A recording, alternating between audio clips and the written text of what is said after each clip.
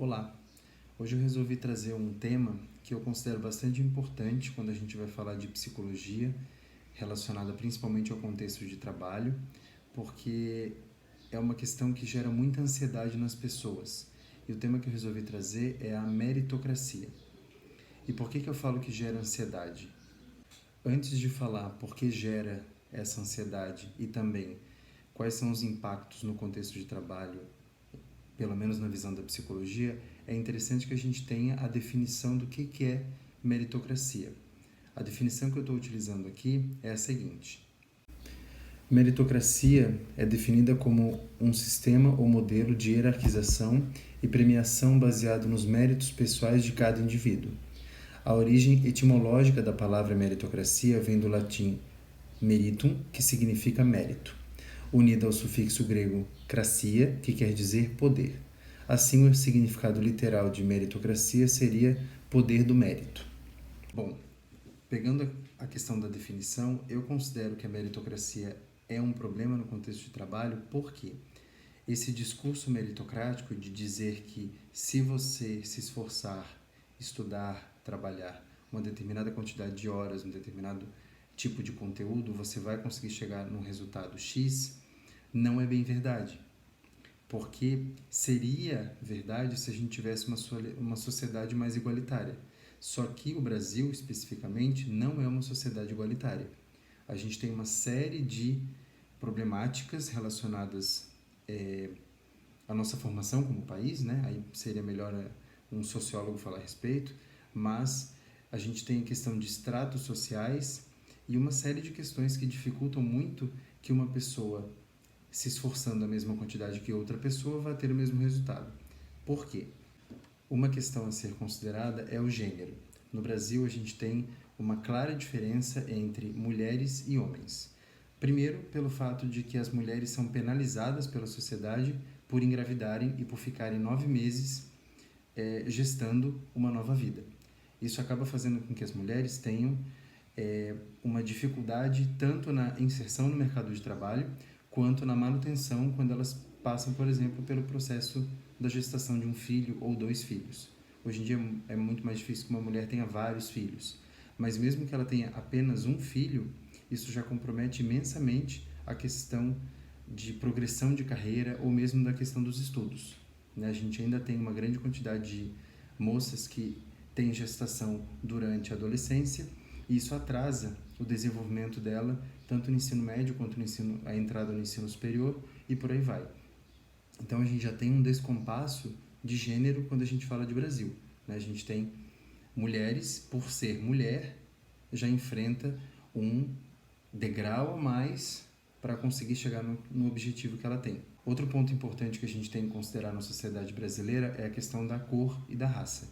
No Brasil, a gente tem um problema muito grave relacionado a todas as marcas geradas pela escravidão. A gente tem um processo escravocrata que aconteceu praticamente desde o início, praticamente não, desde o início que o Brasil foi colonizado, e você teve esse processo que se arrastou por séculos e que ainda não acabou, porque a gente tem uma série de pessoas em condições análogas à escravidão e a maioria dessas pessoas é negra ou dentro do espectro de cor são pessoas de pele mais escura.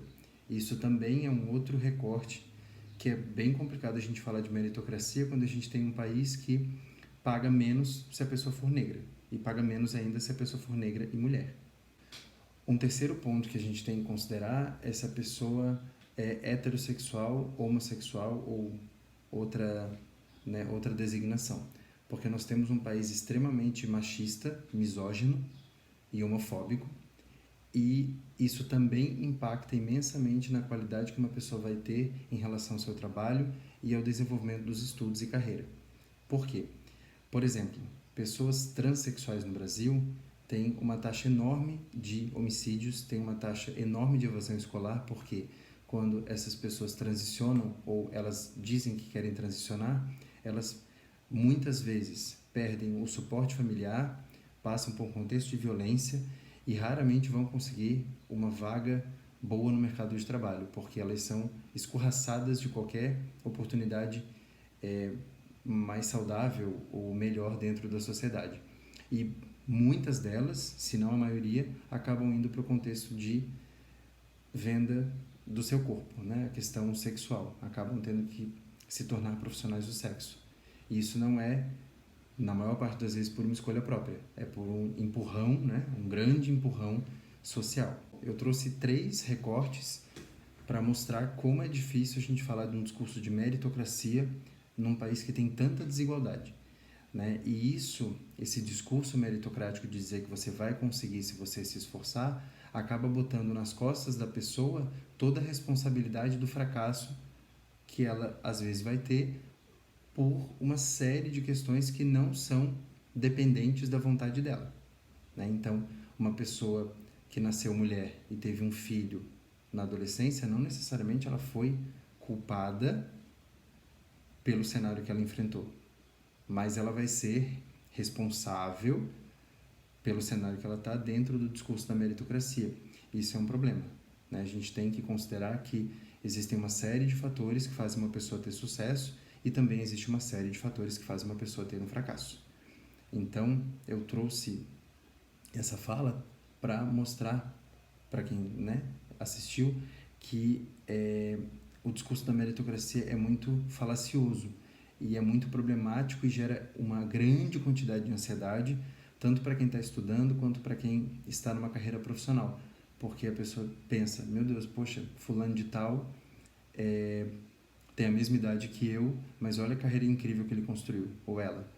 Só que, será que teve as mesmas oportunidades?